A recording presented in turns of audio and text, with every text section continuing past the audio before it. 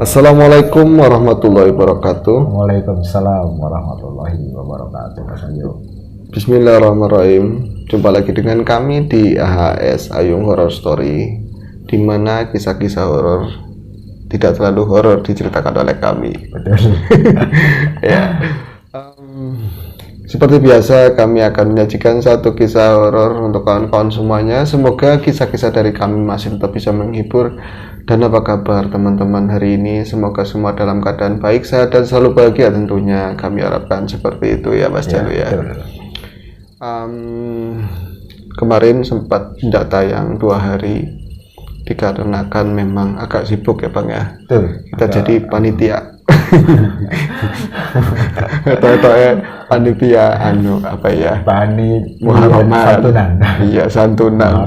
Padahal yang layak untuk disantuni. Saya kan udah nggak punya ibu. Sama saya juga. Itu nggak punya ibu juga ya. Dapat nggak kemarin? Enggak ya, udah tua apa? Selamat pun enggak. Iya, ya wis nggak apa-apa. Kemarin Lebaran ini ya, tahun baru Hijriah. Semoga di tahun ini akan ada banyak hal baik untuk kawan-kawan semuanya, mendapat banyak kebaikan dan harapan-harapan yang kemarin belum sempat terwujud. Harapan yang baik tahun ini bisa terwujud bahkan lebih. Langsung saja ke cerita.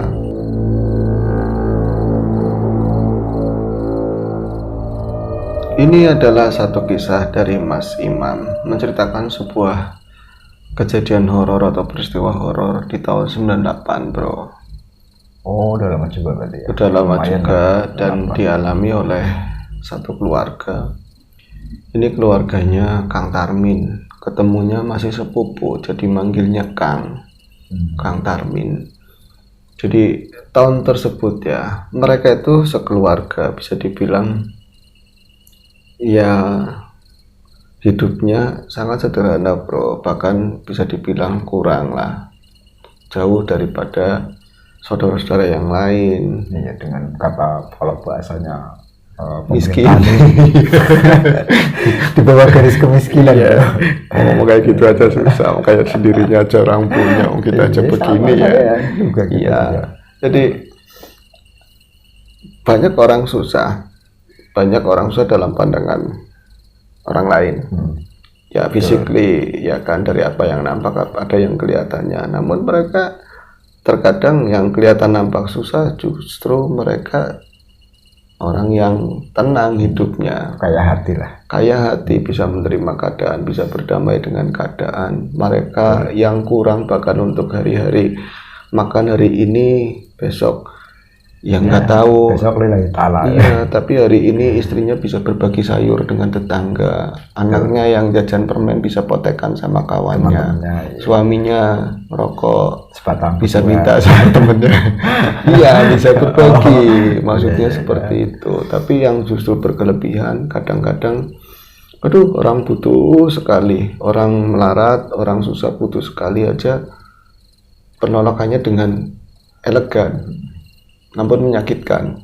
Coba sampean kesininya kemarin, kan butuh, saya ada mau anak saya bayaran, suami saya juga sakit, mau ini duit, mau minjam uang katanya. Aduh, coba kesininya kemarin, istri saya sudah ke kota kemarin beli giwang, beli macam-macam. Ada yang seperti itu karena enak teman kan, pinjam saya lagi dulu saya miskin aja, saya susah aja nggak ada yang peduli, nggak ada yang nolongin. Iya, jadi ada dua macam orang ketika ini. Sebelum ke cerita ya bro, ada orang yang dulunya susah kemudian setelah sukses ada kodok. Ya kan? Ini bukan rekayasa teman-teman, sebentar nanti videonya kami putus dulu. Tadi itu nggak ada kodok sama sekali, ketika kita mulai ada kodok, jadi nanti kita akan sweeping kodok-kodok tersebut karena di audio itu sangat jelas, sangat mengganggu ya. Gak mungkin begini Mas Ayu, mungkin dari tadi ada, cuma dari tadi nungguin belum bunyi. Iya. Oke. Belum bersuara ya. Oke, kita teruskan nanti.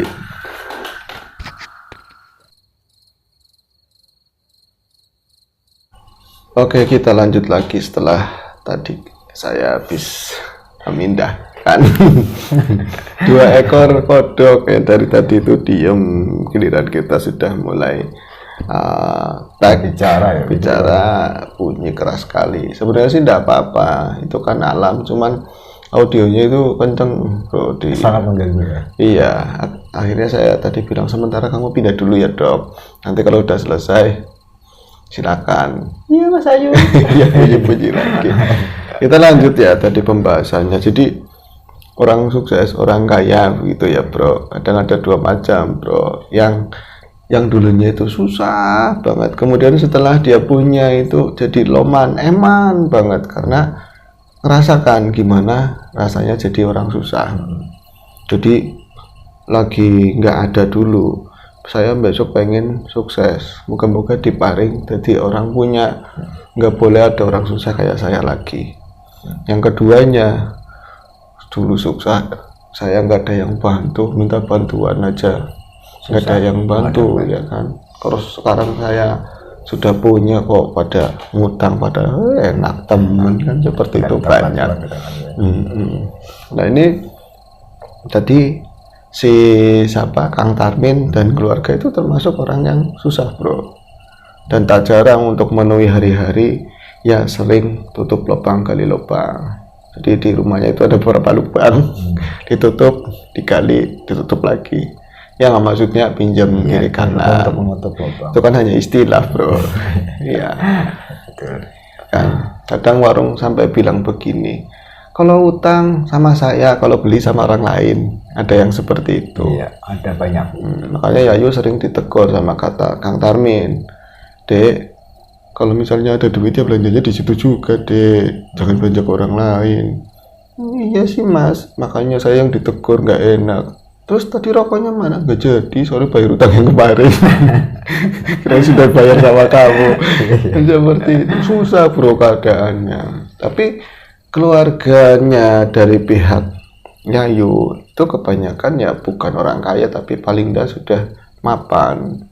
Dan ini hari-hari sudah menjadi apa ya, umum lah di masyarakat, ketika yang nggak ada itu buat bahan, selalu jadi cibiran lah. jadi cibiran, diasingkan, jadi bahan olok-olok. Itu terus tiap hari seperti itu, ditebel-tebel kupingnya Tarmin sama si Yayu, pakai lumpur, pakai apa aja, ya gatel. Ya tetap aja kedengaran. Kadang-kadang anaknya yang agak gede kan ngomong, Pak, kok Mbah jahat sih? Biung tua jahat? Enggak jahat, emang orangnya begitu, itu bercanda. Enggak, itu ngomongnya serius. Enggak, itu bercanda, paling ngomong bercanda, sambil klewer, nangis. Itu hari-hari seperti itu biasa bro.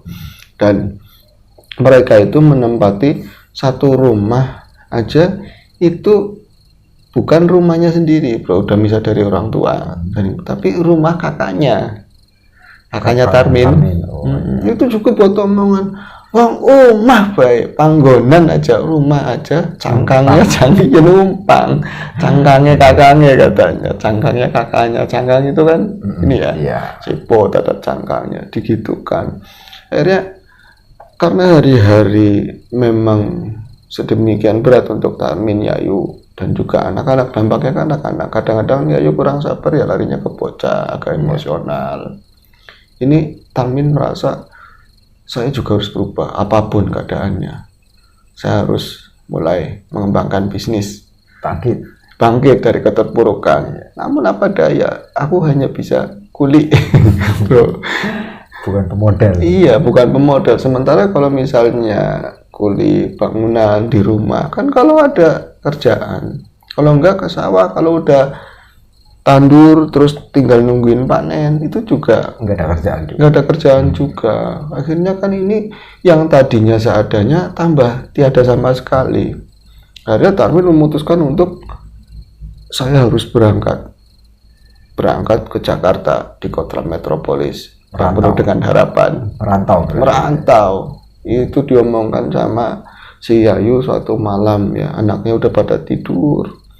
Terus ya di bawah lampu yang riem-riem itu kan, wong rumah baru kan belum dikasih kaca, di depan, di samping jendelanya masih ditutupin pakai terpal, pakai keripik, udara dingin masih masuk, terus bawahnya juga belum di lantai tanah. Itu ngomong, Kang, sampean sih sida, sampean jadi saya jadi masa nggak jadi. Mau dipikir lagi, Kang, dipikir lagi, masa ia mau ke Jakarta? Emang Kang Topik sudah nyuruh Kakang Mas berangkat. Kang Topik itu ya tetangga, tapi itu seorang mandor, bro. Sengertinya mandor proyek, sengertinya Yayu kalau Topik itu belum ngasih kabar bahwa Tarmin berangkat. Lah ya saya nggak usah nungguin kabarin, katanya. Ngomongnya kan kayak gitu, ada empok-empoknya orang sana. Cuman saya niruinnya nggak apol. Nggak usah nungguin kabar. Nah kalau Kakang nggak nunggu kabar di sana, takutnya di sana malah belum ada kerjaan, malah nanti nungguin terus makannya gimana. Saya nggak usah takut, Jakarta itu kota besar, kota yang sangat metropolis. Saya pernah gedung-gedung dan orang baik juga banyak. Jadi sampean tetap mau berangkat, Kang? Bisa berangkat, sudah tidak tahan lagi kayak gini di kampung. Kalau omongan orang lain tuh saya masih bisa terima. Ya nggak terima, cuman saya nggak mendengarkan. Tapi kalau ibumu namanya sekali ngomong nyangkut di otak. Iya, nyangkut di otak, membekas di hati. Tapi kan saya nggak kayak gitu, makanya saya mencintai kamu. Saya kan sangat menghargai kamu, masih mendukung saya, dan ini kan saya mau berangkat untuk masa depan kamu dan buah hati. Dan seperti itu, bro. Benar. Ya wis, tapi yang penting saya nggak pengen denger kalau Mas di sana itu nggak ada yang, kalau belum dapat kerjaan nanti tidurnya malah di emper-emperan toko, nanti makannya malah nyari-nyari di bekas restoran. Ya enggak, saya nggak bakalan kayak gitu. Ya bisa lah, Kang. Ya jangan doain begitu. Ya kamu tenang saja, nggak bakalan denger. Kok nggak bakalan denger? Ya kan saya nggak punya telepon. Iya kan, bro. Jadi nggak bakalan denger. Ya nggak bakalan ngabarin. Saya bakal ngabarin yang senang-senang aja. Yang penting kamu rawatin anak-anak kita. Nah, seperti itu. Dan juga jangan lupa rawatin bebek dan peliharaan lain, termasuk ayam jago yang kadang-kadang menang, lumayan. Kalau diadu sih, bro.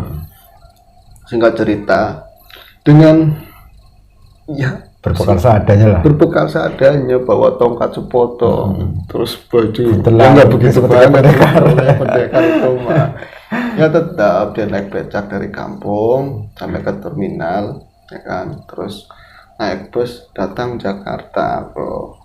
Yayu sebenarnya nggak pernah sekalipun selama menikah hampir mau 10 tahun terpisah jauh dari suaminya, nggak pernah, bro.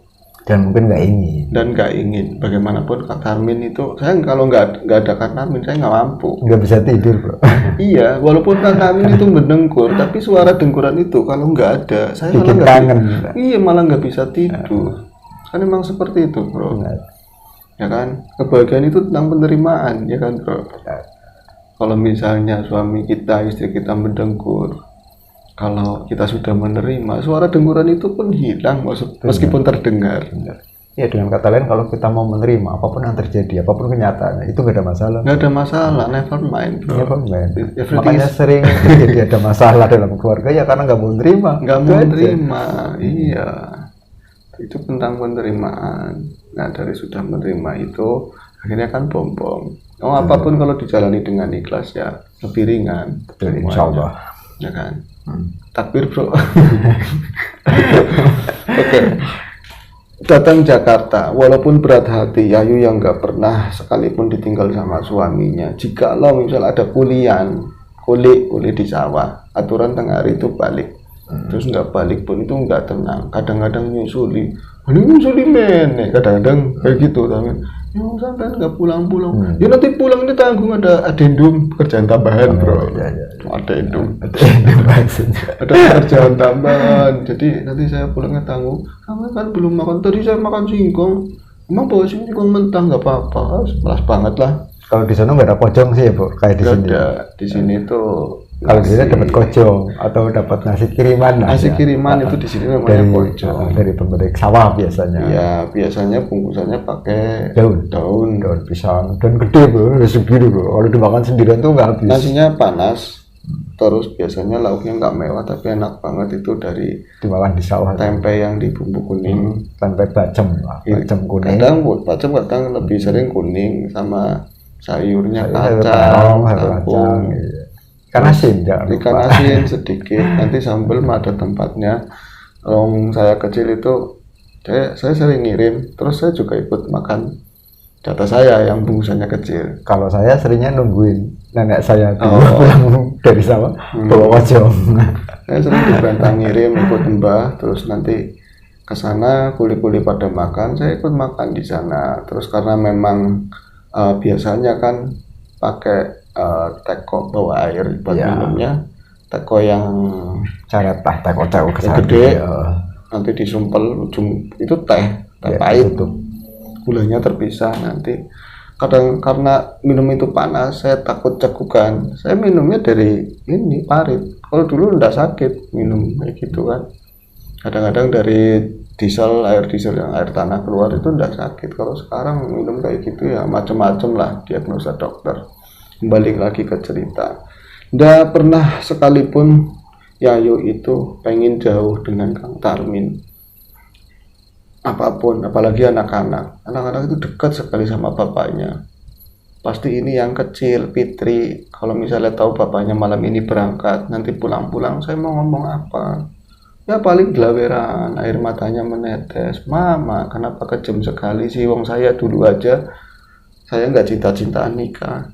Emak sendiri yang jodohin saya sama Kang Tarmin.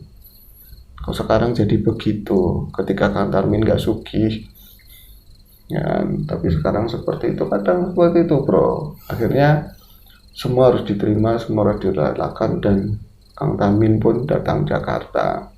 Karena memang topik memang nggak ngabarin bahwa sudah ready, kamu berangkat.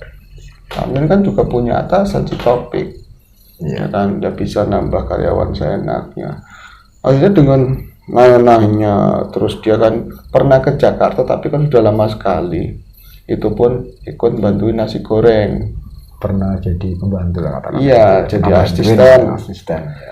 Tukang ya bantuin tadi di nasi goreng. Jadi waktu untuk keliling Jakarta juga nggak banyak. Tahunya ya daerah di tempat dia dengan nasi goreng. Nggak ngerti mana-mana. Akhirnya yang tahu Jakarta paling pertama adalah Pulau Gadung, Kampung Rambutan, terminal, nama terminal seperti itu.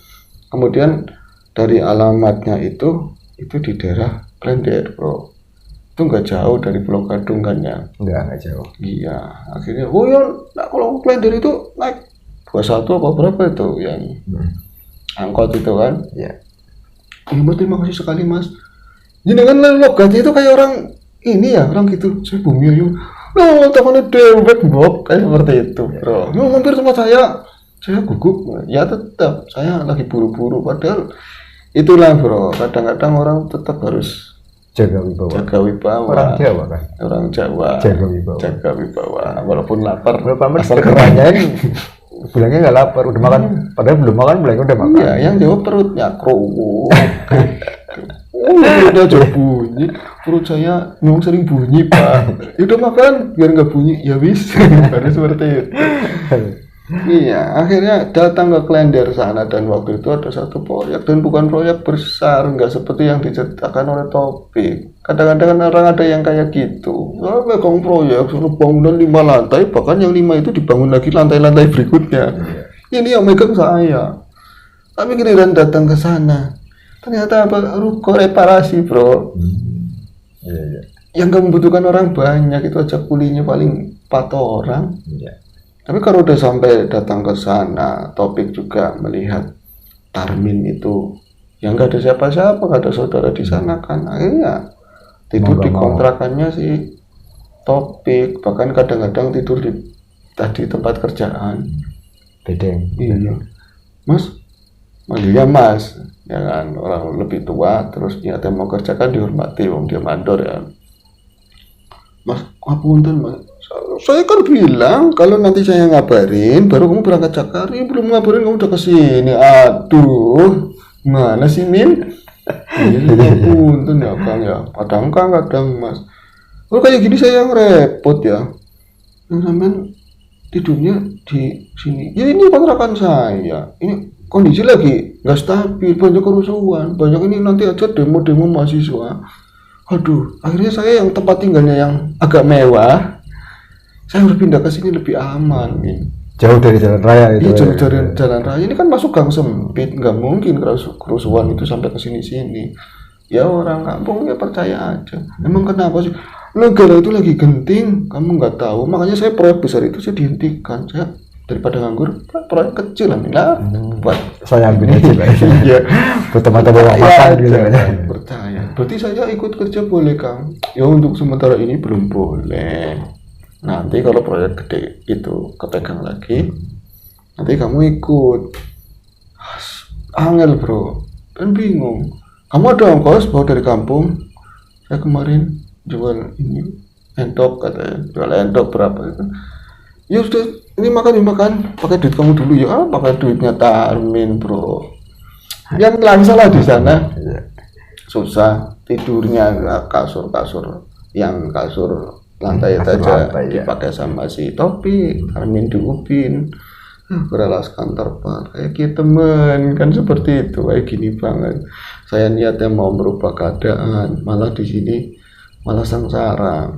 Karena akhirnya karena memang nggak boleh kerja dulu, belum boleh kerja. Ya si Tarmin itu dikontrakan juga jenuh bro.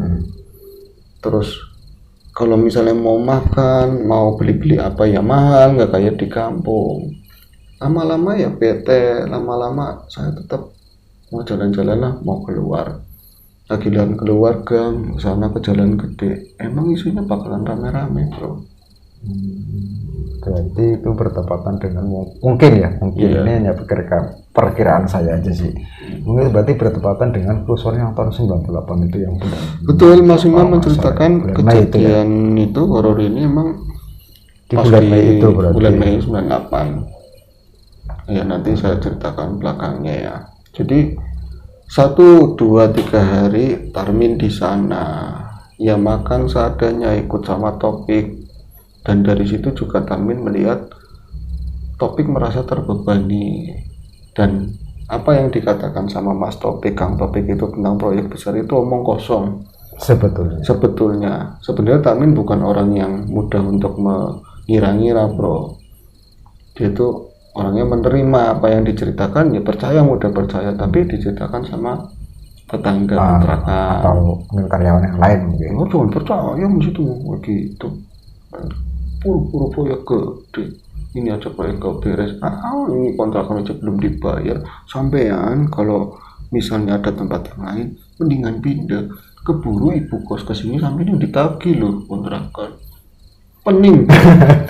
Sama tetangga jadi iya. Bisa kayak ditakut-takutin. Takut-takutin. Nah, meletuslah kerusuhan 98 bro saat itu.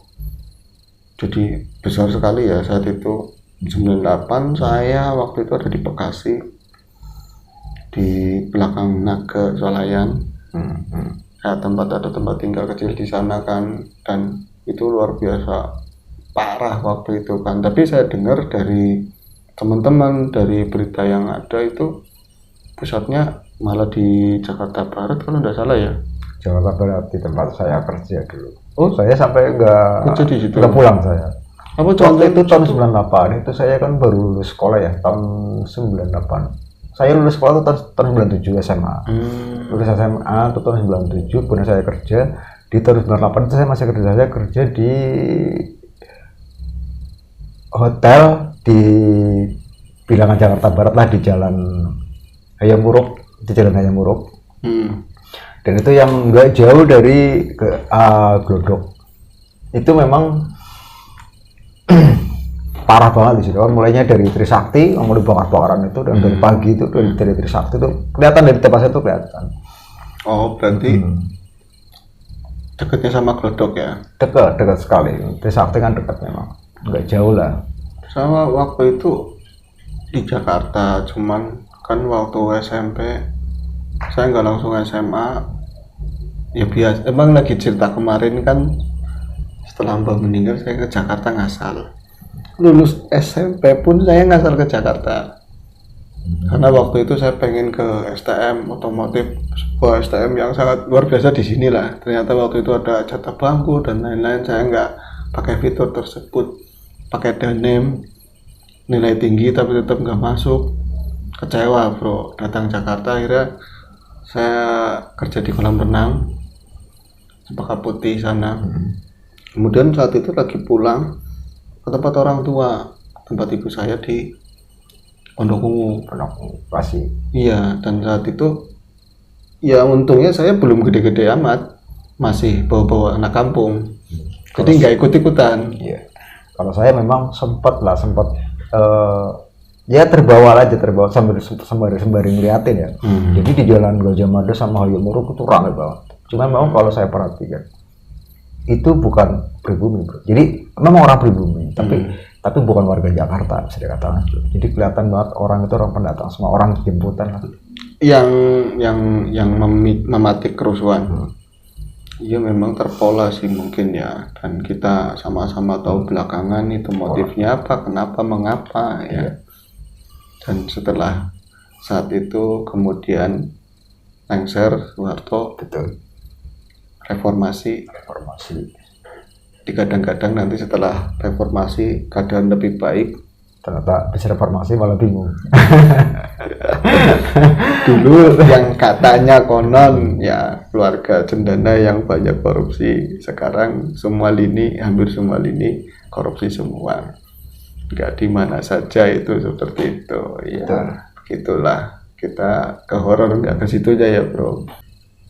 Saya waktu itu ada bakar-bakaran mall juga, dan banyak orang lalu lalang teriak-teriak, itu mencekam sekali. Dan melihat ke arah timur sana, arah Jakarta, banyak kepulan asap, banyak orang mondar-mandir nggak jelas. Iya. Terus ada yang bawa semua, dari sepatu bola, dari alat elektronik itu dipanggul, digotong, pada nitip rumah saya bro. Jadi rumah pintunya terbuka. Ya di depan rumah, di dalam. Cuman ya saya bingung, saya kan nggak ikut-ikutan. Cuman ini yang naruh siapa, yang ambil siapa juga beda orang. Ya nggak mau ikut-ikutan seperti itulah. Yang jelas apalagi saya masih anak-anak, bisa dibilang kan belum SMA. Itu saya ngalamin seperti itu. Dan setelah kerusuhan beberapa hari setelah itu kan mencekam sekali, dan banyak konon ada mungkin ya dihubung-hubungkan sama kejadian yang kemarin itu di Swalayan yang bekas hangus-hangus itu. Banyak teriakan-teriakan orang yang lewat di belakang. Itu belakang mall kan ada jalan kecil dekat kali. Iya, benar kali. Itu sering dengar suara orang minta tolong, teriakan-teriakan, suara-suara perempuan, banyak gadis-gadis muda seperti itu bro. Allah alam, dan nyatanya banyak cerita yang seperti itu juga. Termasuk sama sih tadi Tarmin tadi. Ini belum bro. Belum. Iya, nah si Yayu kan di kampung udah ngerti bro, namanya orang kampung. TV juga ndak punya bro, paling sesekali kalau misalnya di majikan, karena menyambung hidup sih, untuk nunggu sampai ada kiriman dari Kang Tarmin. Kemarin juga nggak ada bekal. Kalau misalnya bawa ayam ke pasar dijual, ya ini sudah hampir habis ayamnya, tinggal yang nggak pantas-pantas. Masa yang kecil-kecil dijual, lakunya berapa, mau minjem juga malu. Akhirnya apa, kulit cuci gosok di tempat orang yang rada berada lah di situ. Dan situ paling dengar kabar ada kerusuhan di Jakarta. Ya itu yang paling parah kan, yang paling gede di Jakarta ya, walaupun di kota-kota yang lain juga ada. Cuman didengarnya itu sembari gosok-gosok, nonton TV di tempat majikan. Yuk Tarmin ning Jakarta melu yuk, embuh aja kose, jangan sampai ikut-ikutan. Kalau suami saya itu nggak bakalan. Namun karena memang berita itu luar biasa ya bro, itu di acara TV kan tiap hari. Betul. Topik Ya, lah. topik Jadi, utama. utama. Betul. Dan dari pengarahan masa itu, gas air mata, orang teriak di mana-mana, kumpulan massa yang begitu banyak, ya bikin ngeri. Siapa yang nggak ngeri? Yang nonton di TV aja ya yuk mikirannya siapa? Suaminya bro. Polisi aja waktu itu nembaknya pakai peluru karet itu. Peluru karet, peluru ya? karet beneran. Ini udah kayak Beneran, iya. perang bener. Itu enggak kehitung korbannya itu berapa ya, apalagi yang di Klender gitu. Nah itu Yayu itu sering pulang dari, berarti hari kerusuhan sampai mau 2 harian dia itu nangis, pulang itu nangis, Mikirin mungkin ya. mikirin nggak ada kabar dari Kang Tarmin, Kang Topik, ya apalagi ya. Terus kalau yang keluarga apalagi emaknya itu, oh goblok malah seperti itu. Oh Jakarta rame malah makan Jakarta itu lagi rame malah datang Jakarta. Siapa bunuh diri, mau bunuh diri, Itu aja lagi rusuh gitu. lagi rusuh malah seperti itu. Dan apa ya, dia itu merasa saya itu kehilangan suami, ada perasaan seperti itu bro. Iya. Entah karena ketakutan nonton berita terus ditakut-takutin, Dipikirin. iya dipikirin atau apa, tapi merasanya ya Allah nanti kalau saya jadi janda gimana ya kan, kasihan banget kata Armin. Wong dia mau usaha, mau nafkah buat keluarga, nanti malah jadi astagfirullahaladzim. Kok mikir kayak gitu, paling nangis sambil puk-puk anaknya supaya tidur bro. Nah itu berarti terhitung 3 hari setelah kerusuhan bro. 3 hari setelah kerusuhan Yayo itu kerja di majikan, nggak tenang sama sekali, nggak tenang. Walaupun ya beberapa hari yang sebelumnya juga sama, cuman ini paling parah, nggak tenang, gelisah. Dan beberapa kali di rumah majikan dia kadang jatuhin kayak gelas, nyenggol apa, itu nggak kontrol. Tapi memang dasar majikannya baik. Yuk, kamu kenapa sih? Yuk, mikirin apa? Kok bisa hari ini kamu beda sekali? Nggak ada ketawanya, nggak ada senyumnya, Nggak tenang. Bisa. Ini sampai nyenggol-nyenggol barang kayak gitu gimana yuk? Ya nanti saya ganti bu. Bukan masalah ganti, ini kamu kenapa? Kamu nggak biasanya kayak begini. Itu sambil beresin gelas yang jatuh, pecahnya masih kena juga di tangannya dia sendiri bro. Jadi aneh. Akhirnya majikan karena melihat yang seperti itu, ditanyain juga katanya nggak sakit, makanya disuruh pulang lebih awal. Biasanya itu dia pulang jam 4, itu sampai rumah setengah 5. Nah habis zuhur itu disuruh pulang, malah dikasih bekal itu banyak. Itu kalau majikan baik, taruhlah gajian 1 kali cuci kosok di rumah 30.000, duitnya tetap dikasih, beras dikasih, jajan buat anak dikasih, ada yang seperti itu hari itu dikasih banyak sekali. Sampai suaminya majikan itu ngomong, kamu ngasih orang bukannya bapak nggak boleh, sodako itu baik, apalagi sama orang yang membutuhkan itu paling utama, tapi kamu ngasih orang kayak seolah-olah ya takziah ke orang yang suaminya meninggal. Ngomong kayak gitu bro, sampai ngasihnya itu nggak lumrah, nggak umum. buat dikasih semuanya banyak gitu, nyampe dianterin pulangnya. Jadi ya ada kulinya, nah, kamu bawanya susah nanti bawain ya. Kalau si Yayu seneng sih seneng, tapi pikirannya itu nggak pernah jauh dari pagi itu, bahkan setelah bangun tidur ya Kang Tarmin. Nah sampai pulang ke rumah dia sedikit melupakan tentang suaminya itu, karena kadang tetangga juga nggak semuanya itu ya selalu membawa supaya ada curhat yang serem, yang apa, terus ditambah-tambahin, nggak semuanya begitu, yang bisa nenangin juga ada bro.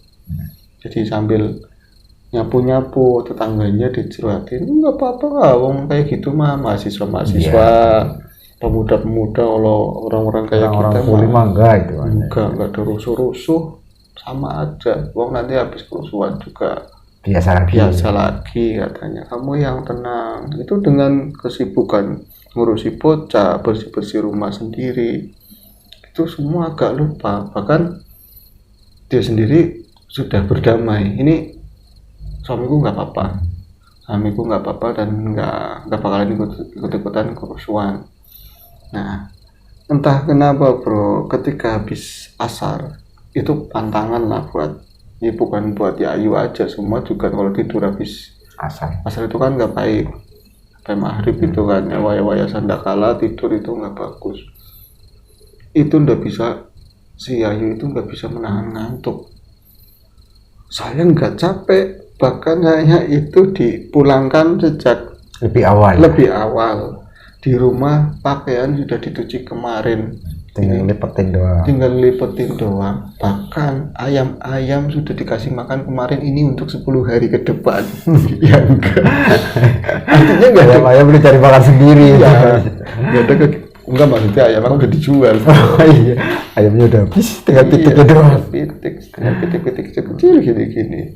Yang lain telur itu digorengin ya. Jadi nggak ada aktivitas yang berarti, tapi kok bisa lelah sekali, benar-benar lelah, dan mata itu nggak bisa buat melek sama sekali. Saat itu ketemu lagi sama tetangga yang ngasih sabar, yang ngasih wejangan yang baik-baik, sampai ngomong, yuk kamu itu begadang ya sama enggak Bu, mata bisa iya saya tuh ngantuk luar biasa. Dia ngantuk banget itu setelah ada suara azan asar bro. Namun bagaimanapun saya nggak boleh tidur, dan dia itu kalau misalnya langsung wudhu, kadang-kadang orang juga ada ya kan, asar nanti sekalian mandi, beresin ini dulu, itu disegerakan mandi, karena kebetulan anak yang kecil juga masih kelihatan main ya. Saya mandi terus sholat. Ternyata pada saat sholat pun matanya nggak bisa, aturan kan udah seger ya, udah mandu, udah wudhu juga. Iya, itu nggak bisa melek sama sekali. Dia itu sampai rokaatnya aja lupa. Ini saya udah rokaat berapa? Tadi udah tahiyat awal apa belum? Aduh, mau sujud. Ya, sahwi juga gimana? Alhamdulillah, itu dia habis salam, ngejoprak itu di tidur itu sajadah. Dia tidur di sajadah. Sampai dia terbangun itu karena apa? Dibangunkan sama anaknya yang anaknya perempuan bro, yang umur SMP kelas 1 lah. Bu bangun bu, itu sayup di sana. Itu dia kayak lagi mimpi atau enggak, dia itu seperti rasanya di sana lagi tiduran, atau posisi dia melek tapi nggak bisa ngapa-ngapain gitu loh, di suatu tempat yang luas tapi gelap bro, luas terus gelap. Iya, dia tiduran di tanah terus dibangunin, bu bangun bu, itu suaranya tuh beladang gitu loh, kayak ngehok, bu bangun bu. Itu dia tuh berat sekali matanya buat melek. Giliran dia melek itu ternyata astagfirullahaladzim, saya tidur di sini, saya masih pakai mukena. Itu yang bangunin anaknya. Tapi kalau lagi yang bu bangun bu, itu kayak bukan suara anaknya bro. Waktu di peralihan mungkin tadi ya. Iya, itu kayak suara perempuan yang sudah dewasa, bukan suara anaknya. Kamu yang bangunin ibu nduk? Iya, aku yang bangunin. Kenapa bangunin? Itu bapak pulang katanya. Bapak pulang yang benar. Iya, bapak pulang bu. Mana bapak? Bapak di depan, bapak itu pulang. Kok nggak ngabarin ya? Ini aku nggak punya telepon. Telepon tetangga juga nggak ada yang punya sama. Iya. Dulu ada handphone juga. Ada handphone juga di 98 ya. Adanya pager ya. Telepon umum. Radio. Keren banget dulu kalau punya pager ya bro. Iya. Pager juga berbunyi. Saya nggak punya pager bro. Sama saya juga. Teman-teman punya pager. Nanya seperti itu. Teman-teman punya pager nggak? Jadi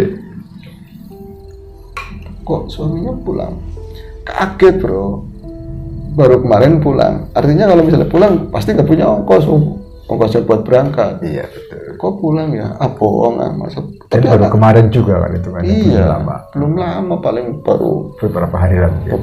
Ya mau seminggu lah.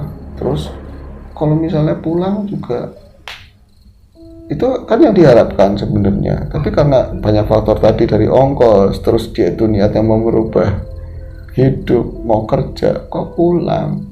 Ini cuma bawa ongkos, nggak mungkin suami saya itu pulang akhirnya dengan badan yang kayak ngeretak semua, itu kayak habis kuli berat. Dia itu tertatih bangun, bu itu bapak bu. Nah, yang dia heran, anaknya itu enggak yang gede, enggak yang kecil. Jangankan pulang dari Jakarta, di kota yang metropolis dan jauh itu bro, Betul. pulang dari sawah aja, itu sampai mau mandi itu susah. Saking dekat dilendotin, ada minta dipetikin jambu lah, ada yang manja semua itu anak-anak begitu. Nah, habis ngomong bapak bawa pulang, lah kok ke belakang anaknya, nanti ke bagian pedangan gitu loh, ke dapur, dilihat itu kan dari kamarnya kelihatan, kok bocah malah asik di belakang, tahu masak-masakan apa, malah main sendiri itu. Main sendiri. Terus anaknya yang kecil juga ada di ruang tua, di ruang tengah, dia lagi mainan boneka-bonekaan di lantai. Nah, ketika dia keluar dari kamar dan menuju ke depan karena suaminya ke depan, ke depan kenapa nggak masuk? Kayak tamu aja. Iya.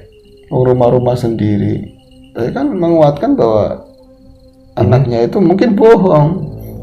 Ada keanehan. Tapi anak saya juga nggak pernah bohong. Nah, baru dia melangkah itu ke ruang tengah dan di situ ada anaknya yang kecil.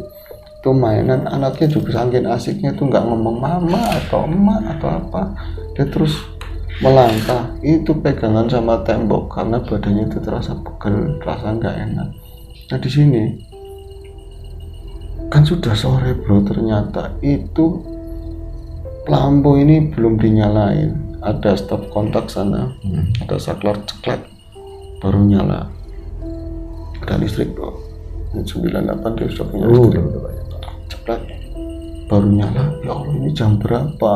Pas itu di jam ngeliat 5:30 lebih lah, mau maghrib, menjelang maghrib. Iya, sandakala. Tapi bukan masalah ini. Satu ya, sore saya tidur berapa lama, habis tidur asar itu, habis asar itu ya ndak pantas, ndak pernah. Kok nyampe mau maghrib begini, anaknya kan belum dimandiin otomatis. Iya. Aduh, ayam juga belum pada kembali bro, kan dijualin habis. Oh iya, saya lupa. Tinggal pitik doang. Iya, pitik-pitik belum kembali. Kadang-kadang yang kecil jauh mainnya lebih jauh daripada yang gede kan. Kemudian dia merasakan ada lagi, ya aneh, ini rumah kok wangi sekali ya. Rumah itu wangi bro. Kayak ada yang, kalau sekarang mungkin dulu itu masangin Stella, pengharum ruangan atau apa, seperti itu bro. Bau kolonnya tuh. Iya. Berbeda dari Jakarta pakai kolonnya. Sek. Iya. Bisa mandi. Kalau dekat makanya. Ya, udah sampai pom bensin baru dipakai kalau etap. Kalau enggak sebelum naik becak. Nah, ini kok ada bau harum-harum. Iya, kok wangi sekali. Tapi kalau diperhatikan wanginya, ini wangi melati bro. Wangi melati yang bukan wangi kembang tapi terlalu menyengat seperti yang dari botol kecil. Kalau misalnya biang minyak melati ya. Biang minyak melati kan seperti itu bercampur kayak sama kapur sirih, kapur barus, mirip-mirip baunya itu seperti itu. Nah, ini kan apal yayu. Karena dia kalau misalnya ada orang meninggal terus perempuan, dia itu kadang dijadikan ya? asisten untuk yang mandiin atau ngafalin gitu. Iya, kalau di sini kan ada lebih perempuan. Sering bantu-bantu lah mungkin. Iya, dia sering ditandemkan karena orangnya rajin, terus ya nurut, gak banyak ngomong kayak gitu kan. Jadi dia apal banget. Kok baunya seperti bau minyak tadi ya, biang-biang melati. Saya perasaan gak pernah mau bawa itu ke rumah. Ya, itu kan kalau udah dibeli satu paket sama perangkat yang ngurusin jenazah, ya sudah, kalau ada lebih ya yang megang kan yang punya rumah. Iya, ditinggalin memang. Iya, kenapa ini bau ini, saya nggak pernah bawa pulang bau-bauan semacam ini. Ini mulai ada perasaan was-was, ada perasaan kok mau bunyi kayak ngene, maghrib apa ada setan ya. Ada mikir kayak gitu juga bro. Diingus-ingus nyampe diliatin sekeliling itu di luar jendela itu ya kan, itu kan ada cekokannya yang nanti buat jendela, karena sananya tuh pakai terpal, pakai keripik. Nah, tetap ada di situ, nggak ada minyak, nggak ada apa, mungkin saya lupa bawa apa, nggak ada. Lalu dia melangkah ke depan, dia buka gorden, perbatasan antara ruang tengah dan ruang tamu, perbatasannya. Pas dia buka gorden, itu lampu di depan itu masih terbuka. Yang anak-anak yang mau maghrib juga nggak ditutup. Pintunya masih terbuka dan di sana itu, iya jendelanya kan masih belum ada jendela. Kalau pintu udah ada. Dia pakai yang terpal ya. Dia melihat itu di depan pintu itu berdiri seorang laki-laki dan itu Kang Tamin. Dalam pandangannya. Iya Kang Tamin, memang Kang Tamin pulang. Oh iya suamiku pulang, suamiku ternyata pulang. Loh kok langsung masuk, udah tahu udah mau maghrib begini. Kok udah langsung masuk? Nah karena dia merasa badan itu masih sakit bro, masih pada pegel semuanya itu, disibak tadi tirai, sempat melihat ke wajah suaminya. Mukanya itu kok ekspresinya begini sih, dingin, nggak kayak biasanya. Orang itu mau susah, mau lagi punya duit atau enggak, dia selalu ceria, selalu bikin senyum sama istrinya.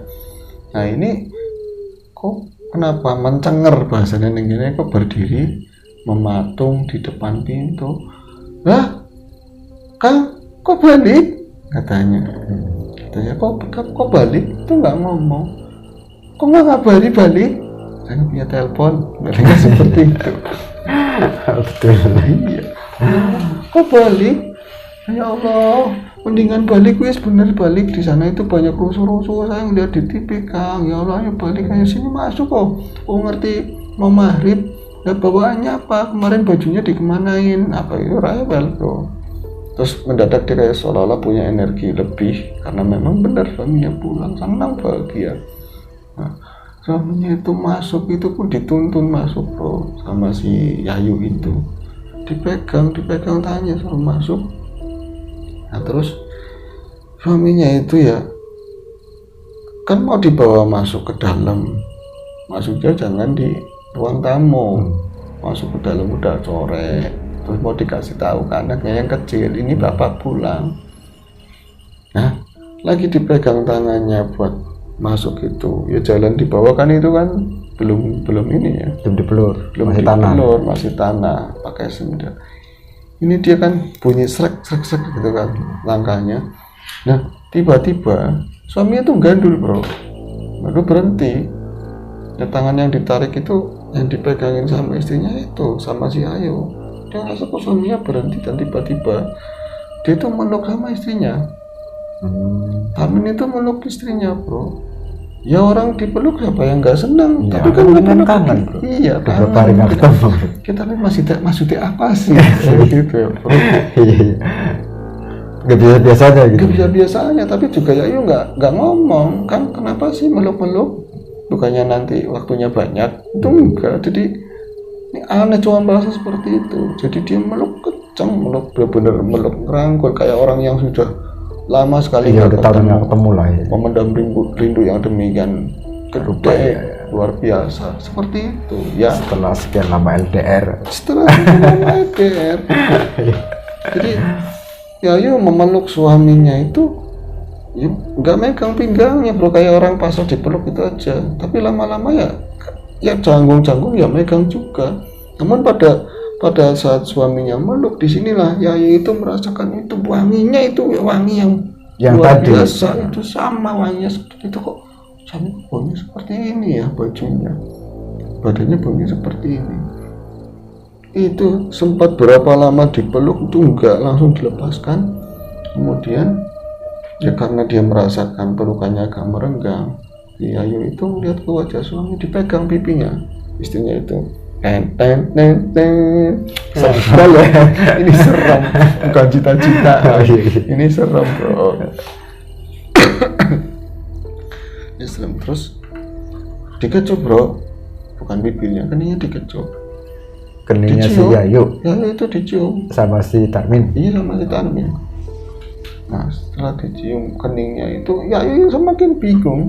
Sejak kapan Tarmin nyium so sweet kan?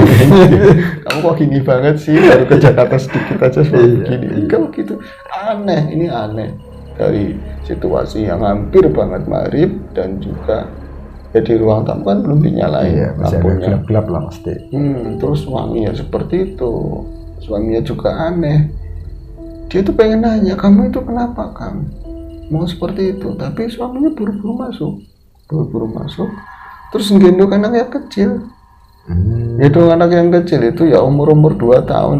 Anak itu ngeliat pulang dari sawah aja udah kayak apa biasanya. Iya, walaupun belum bisa ngomong jelas gitu ya. Ini anaknya diperhatiin, gak ada reaksi apapun, dijunjung, dipopong itu, digendong, dicium, sengok, diciumin kiri kanan. Anaknya diem aja bro, gak ada kata-kata apa atau apa. Kebun jajan itu gak ada bro. Rotinya mana Pak? Gak ada seperti itu. Terus dia itu taruh lagi bocahnya di situ, taruh di bawah. Bocahnya juga mau, biasanya kan nangis lagi baru digendong, mau terus ke belakang nemuin kakaknya yang tadi itu yang bangunin itu. Dilihat juga sih kan, karena bingung itu apa pintu dari depan sampai ke belakang itu lurus, berapa pintu itu lurus. Ya kalau di kampung kan memang begitu rumahnya, banyak kan yang rumah dulu ya. Jadi pintu depan sampai pintu belakang itu lurus, lempeng aja udah. Ya. Jadi kelihatan di dapur sana, soalnya mengambil anak yang barep itu, yang gede anaknya. Iya, itu juga sama, dicium pipinya, dua-duanya keningnya dicium. Itu nggak ngomong apa-apa, dan lagi-lagi anaknya juga reaksinya datar. Lah itu balik lagi ke sini, ke arah Yayu maksudnya, dipegang tangannya, itu dicium lagi si Yayunya. Itu baru ngomong, Kang, mau kemana? Itu keluar lagi, dia cuma nunjuk ke sana, keluar sana. Nah, terus Maghrib Kang, mau kemana sih ini? Udah pulang kok. Sholat dulu Kang. Iya, sholat dulu, mandi atau apa? Jangan langsung baju. Iya. Itu dia ke sana, keluar bro, itu keluar. Terus di depan itu kan ya ada setapak, kebun, nanti agak turun. Nah sekarang seperti itu. Itu orang mau kemana? Apa jangan-jangan mau ngambil tas? Ada yang ketinggalan. Apa ke rumah orang tuanya gitu kan? Tetapi kan sikapnya aneh. Dan ditungguin nggak pernah kembali lagi bro. Saat itu juga saat itu pergi nggak balik lagi, nggak pernah kembali lagi sampai malam nggak kembali lagi, nggak ada kembali sama sekali. Dan dia itu nanya kan akhirnya sama orang tuanya yang di kampung itu ya, sama mertua lah ya, orang-orang nih katanya nggak pulang, katanya berangkat Jakarta, pulang apa, katanya berangkat ke Jakarta. Saya dipoyani aja Pak, cepet-cepet lah dia. Kalau dia minta duit sama saya, sama mamanya katanya, pinjem emasnya buat ongkos. Tapi saya mau udah dijual loh, kemarin dipinjem sama dia aja belum dibalikin. Saya nggak punya apa-apa, tapi tak kasih ongkos 50.000 buat tambah-tambah.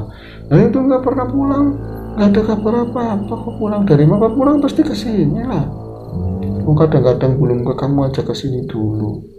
Kalau misalnya keluar kota ikut giring kayu atau jual palawija apa seperti itu. Tadi mau cerita sama orang tuanya, tadi sore itu pulang, kemarin sore itu pulang, tapi nggak tega bro, maksudnya takut mengada-ngada atau apa. Betul. Itu nggak pernah dia itu nyari tahu di kampung, terus kontak bisa Jakarta itu susah lah pokoknya. Keluarganya Topik hitungannya nggak ada yang bisa dihubungi. Iya, keluarganya Topik dihubungi juga saya nggak tahu, karena Kang Topik aja nggak pernah ngabarin ke rumah, malah balik Panora bodo amat katanya. Karena konon punya istri muda bro. Ya orang sudi saya dapat duit dari Topik, katanya dari Kang Topik saya aja bisa usaha sendiri. Nah katanya mau dilarang nggak bisa istrinya ya. Iya kata istri. Aduh, jadi terputus semua, nggak ada yang bisa ditanyain. Dan ini hampir-hampir sekali kalau saya punya duit saya pasti ke Jakarta menyusul Kang Topik. Itu sehari, 2 hari, 3 hari, sebulan baru ada kabar lagi bro. Sebulan baru ada kabar lagi. Sebulan atau mungkin ya sebulan lebih lah, sebulan. Itu pulang lagi si Kang Tarmin dengan cara yang sama persis seperti pertama pulang caranya itu sama persis. Dan dia itu nggak bisa enggak untuk setelah itu nggak cerita sama keluarganya si Tarmin itu ya, itu ngomong sama orang tuanya kalau Tarmin itu lagi setelah kerusuhan pulang tapi begini-begini kemarin juga. Ya Allah, bisanya kayak gitu sih ya. Aku tak mimpinya, kata orang tua. Saya mimpinya selalu mimpi Tarmin katanya mau pergi. Nah wingi katanya kemarin, barulah kemarin itu saya bercerita sama bapaknya itu. Katanya Tarmin pamit. Oh saya tangisan itu, pamit mau kemana. Wis bro, jadi hanya ada penjelasan seperti itu. Dan kalau misalnya ke Jakarta kemana. Dan akhirnya suatu ketika mungkin ada berapa hari lah setelah itu Topik pulang itu bahkan belum ke rumah aja sudah ke rumahnya si Yayu. Langsung berarti dari Jakarta langsung menuju ke rumah Yayu. Iya, langsung ke rumah Yayu dan dia tuh ngasih kabar yang Buruk. sangat buruk, bisa dikatakan kabar duka yang sangat buruk meskipun masih perkiraan karena memang kenyataannya saat itu kan kerusuhan hebat dan di daerah Klender, daerah itu paling parah. Jadi dari kemarin itu sering Tarmin itu ngomong kalau dia itu mau pulang tapi nggak ada uang. Nah, Topik juga emang nggak punya uang juga buat ngongkosin pulang. Nah, dia juga ada ngomong mau nyari kerjaan. Nah, kamu mau nyari kemana, Min?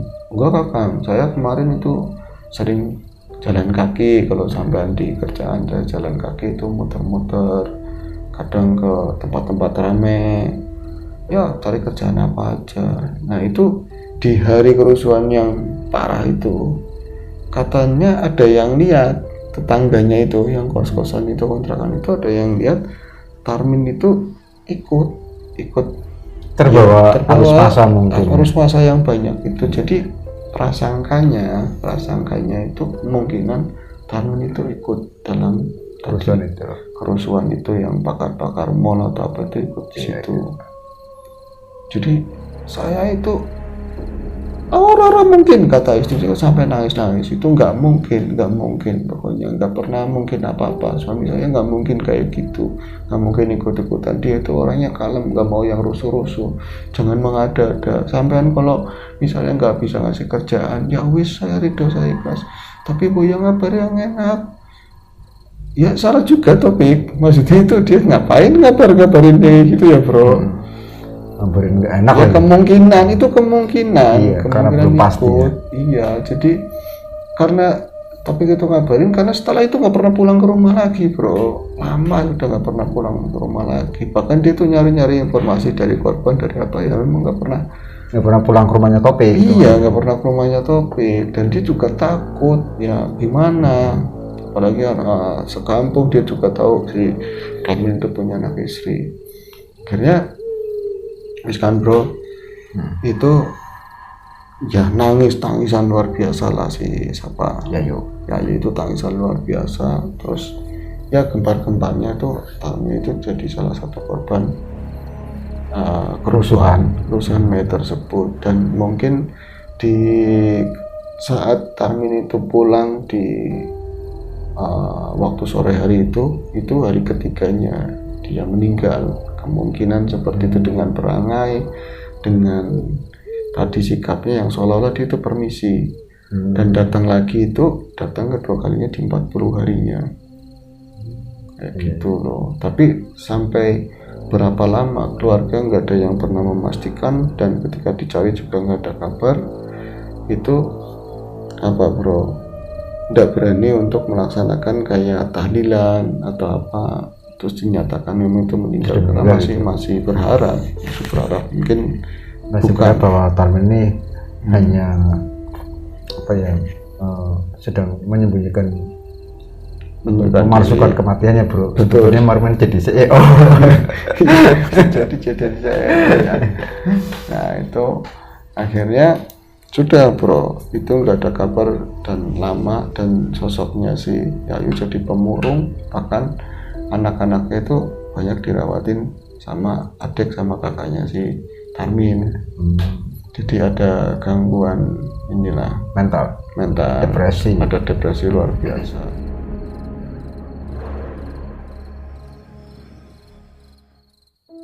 Sekitar berapa bulan kemudian itu kampung dikagetkan di lingkungan dikagetkan lingkungan sekitar itu sekitar pagi jam 8:30 itu ada ojek itu datang, ada bawa orang parlente, ada dandanannya, ada sepatunan, tasnya gede. Terus Tarmin pulang bro, Tarmin itu pulang. Tarmin itu pulang. Nah itu ngotok-ngotok di rumahnya dikunci. Tangganya ya Allah. Jadi ya agaranya gini, Tarmin pulang, Tarmin bingung, nyari istrinya nggak ada, nyari anaknya nggak ada, rumah kok banyak dikunci, nggak terawat. Yang meluk-meluk itu tetangganya bro. Jadi ibu-ibu mama itu pada meluk, ya Allah si urip kok itu kejarnya mati, katanya mati.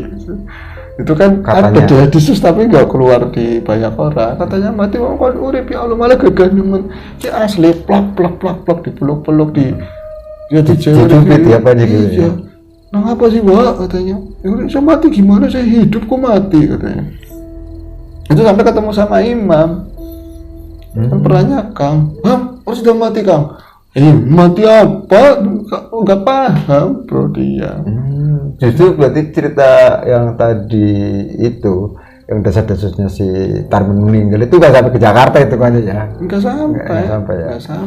Sedangkan tadi Pak si Topik tadi pun dia pun nggak pernah tahu kabarnya sebetulnya. Tahu kabarnya ada. Itu dia itu akhirnya datang itu ya karena memang rumah dikunci, itu sampai ke orang tuanya pulang kan, ke orang tuanya si tadi Yayu. Dan ya tapi orang tua Yayu itu nggak dikabarin peristiwa yang seperti itulah, nggak dikabarin keresahannya Yayu atau apa, itu nggak dikabarin. Jadi kamu wis balik itu ngomong, dia cerita katanya di sini saya sudah mati. Orang ngerti itu, nanyanya oleh-olehnya apa, saya kok dandanannya bagus, pak punya duit banyak, yang enak gila kayak biasa. Akhirnya karena sudah selesai nyari istrinya katanya nggak ada, dia tuh pulang ke rumahnya sendiri, di orang tuanya sendiri. Itu beda kampung, cuman kan seberang kali, turun terus naik lagi ya. Itu di sana ada istrinya di depan rumah. Oh berarti justru malah si Yayu ini tinggalnya ke rumah mertuanya. Itu lagi apa bro? Lagi duduk di depan rumah, lagi ngelus-ngelus rambut didis kayak gini. Bersih tapi pandangannya kosong, semuanya kosong. Bahkan ketika Tarmin itu pulang dia melihat istrinya seperti itu, kok susah seperti itu, kaget sampai diomongin, yuk kamu kenapa di sini? Itu orang tuanya keluar, ya Allah tangisan kan ya, anaknya tuh pulang, bisa nekonora mati. Katanya kamu mati di sini, apa sih mak? Ini cari kon mati, katanya kamu mati. Bapaknya hari mati baik, saya tanya kon yang tekan. Gosip saya tadi ya. Pas itu bapaknya datang, anak-anaknya kan di situ. Ya kayak seperti normal, kayak biasa bapak, peluk-peluk, nyekop, gendong segala macam, kayak seperti yang tadi ceritakan bro. Jadi sudah kan, akhirnya keluarga cerita, kalau istrimu cerita katanya seperti ini, seperti yang saya ceritakan di awal. Apa orang ini saya mati dari mana, saya amit-amit saya kerusuhan itu, saya nggak mau apa penjaraan begitu. Saya di sini kalau mau ternaknya tetangga saya bawa, kalau nggak ada uang saya mendingan utang pak, demi Allah. Saya megang apa yang diajarkan situ sama Pak Kiai, saya nggak bakalan berbuat kayak gitu yang buruk-buruk, apalagi buat kasih makan anak saya. Lah kamu kemana memang? Ya saya salah sih, saya izin sama Kang Topik katanya. Nah kamu dan saya diajak lagi jalan-jalan itu nyari kerjaan, karena saya nolongin orang rubuh. Nolongin orang naik sepeda motor rubuh, terus mau dikasih uang nggak mau, saya ikhlas. Terus tanya, bapak kayaknya dari kampung. Itu iya saya lagi cari kerjaan bu. Ngomong kan seperti itu bro. Itu kerja sama orang itu ngurusin wong sugih lah, kolam renangnya apa nih, suruh bersih di rumah tersebut, kasih makan ternaknya, burungnya tuh banyak sekali. Kenapa kamu nggak ngabarin? Saya ngabarin gimana, kan belum ada telepon bro. Iya, lagian mungkin kader juga si siapa namanya si Tarmin tadi untuk balik lagi ke tempatnya topik kader jalan yang iya kader dong, langsung kamu nggak ngabarin. Topik itu aja 2 hari udah nggak ke kontrakan, malah saya udah ditagih sama bu kontrakan katanya. Ya, topiknya juga sih bro, ngapain ngabarin seakan-akan kena kerusuhan. Kadang-kadang ada kelebihan gitu loh, niatnya mau peduli tapi mengkhawatirkan bro. Lebih sana itu ya Yayu nyampe ngomong pulang lah, akhirnya kok sudah cerita sekian lama belum pernah nanyain sama cucunya sendiri.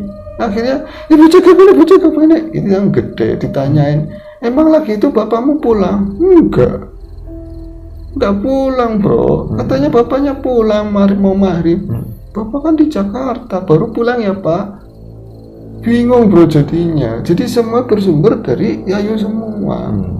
Imajinasinya si Yayu sendiri artinya begitu, ada kekhawatiran yang terlalu mendalam ya. Yang terlalu mendalam dengan kondisinya sih, takut ditinggal, takut ngadepin ini semua sendirian. Dan ya ujung-ujungnya pas ngobrol-ngobrol terus orang tuanya juga ngerti, orang tuanya sendiri katanya dulu kecil juga kadang begitu bro.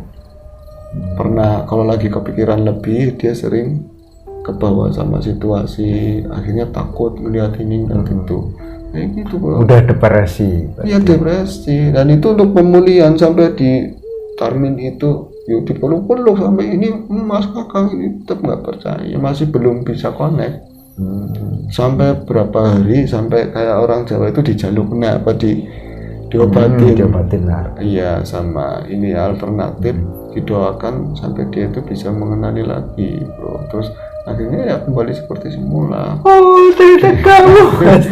Ya, itu sampai segitunya bro. Itu jadi ya kayak tadi depresi, terus menghadapi untuk dia sampai kerja Singgosok itu kan melewati masa sulit, gak punya uang, stres, terus dapat kabar yang gak enak, ntar gimana gitu kan. Terus ya tadi ketika dia itu harus bertemu sama suaminya, itu yang ngarang dia rasanya ketemu seperti itu diceritakan sama tetangganya, sama orang tuanya Tarmin, ya cerita Yayu sendiri. Terus akhirnya karena orang tuanya kemungkinan itu juga jadi korban, dihitung-hitung sendiri itu kayaknya pas 3 hari, itu pas 40 hari cuman nggak berani buat nahlilin. Untungnya min durung tak tahlili min, turun tahlili boyo kata bapaknya seperti itu.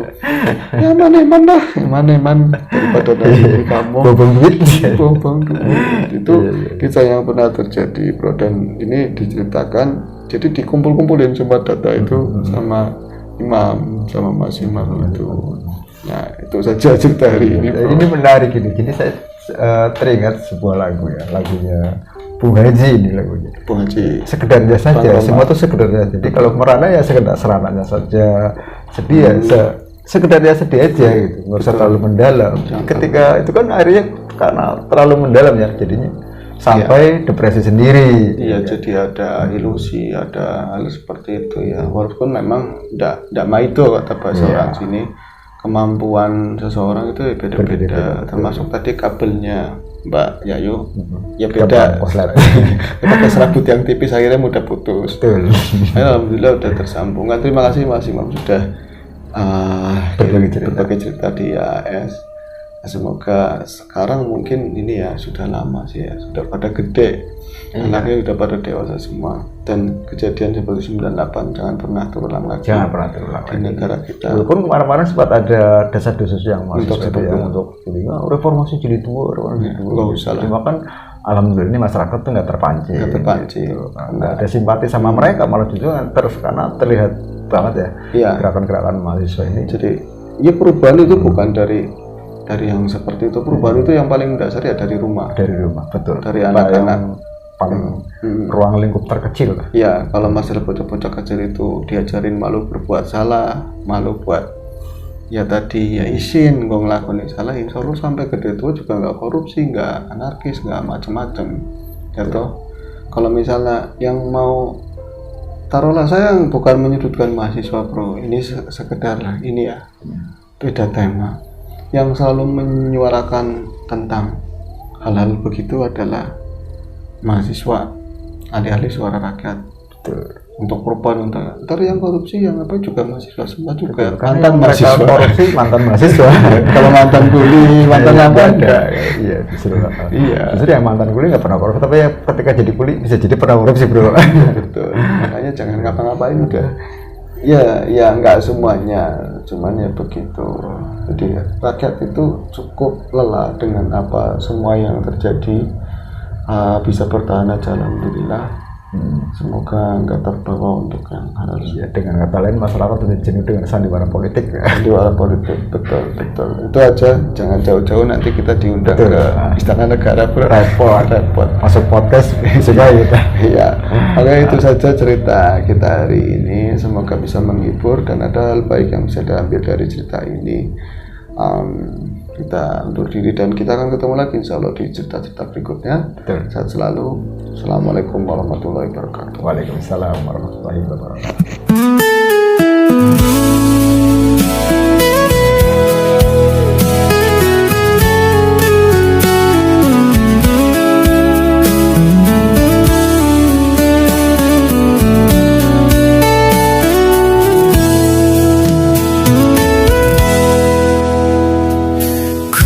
Tuliskan lagu rindu di hati, puisikan segala rasa di jiwa untukmu yang terindah di dalam hidupku.